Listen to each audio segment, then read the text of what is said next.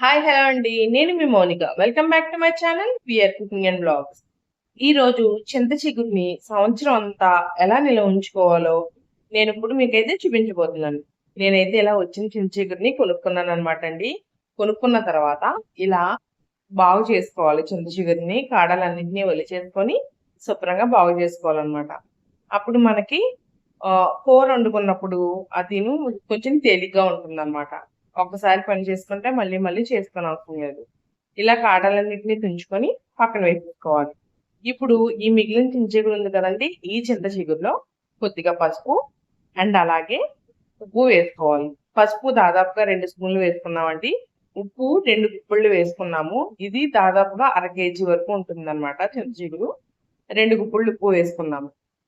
కల్లుప్పు వేసుకోండి. ఇలా వేసుకొని చింత చిగురు అంతా బాగా కలిసేలాగా బాగా ఇలా నలుపుకుంటూ ఉప్పుని పసుపుని చింత చిగురికి పట్టించేసుకోండి.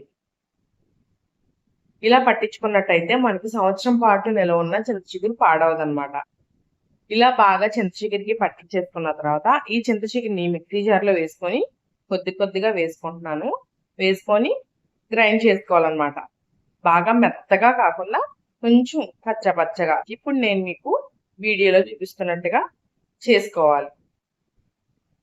చూసారు కదా, ఇలా గ్రైండ్ చేసుకోవాలన్నమాట. ఇలా గ్రైండ్ చేసుకున్న ఆకంతని కూడా మనం ఒక చీర మీద అంటే ఒక క్లాత్ మీద ఏదైతే అది వేసుకొని చక్కగా పల్చగా ఆరబెట్టేసుకోండి. ఎండలో అవసరం లేదండి, నీడలోనే ఆరబెట్టుకోవచ్చు. నేనైతే ఒక నైట్ అంతా ఫ్యాన్ గాలి కింద అండ్ అలాగే పగలు మార్నింగ్ 9 టు ఈవినింగ్ 6 o'clock వరకు నీడలో ఆరబెట్టాం అనమాట. ఇంటి బయట ఒక నైట్ అంతా ఫ్యాన్ కింద ఆరబెట్టాము. ఇలా ఆరబెట్టుకున్నట్టయితే మాకు నెక్స్ట్ డేకి ఇలా వచ్చింది పూర్తిగా ఆరిపోయిన తర్వాత. సో ఇలా వచ్చిన తర్వాత దీన్ని అయితే మనం ఒక గాజు సీసాలో వేసుకొని స్టోర్ చేసుకోవచ్చు. గాజు సీసాలో కానీ ప్లాస్టిక్ బాటిల్లో కానీ మీకు ఏది వీలుగా ఉంటే అది ఇలా వేసుకొని స్టోర్ చేసుకోండి.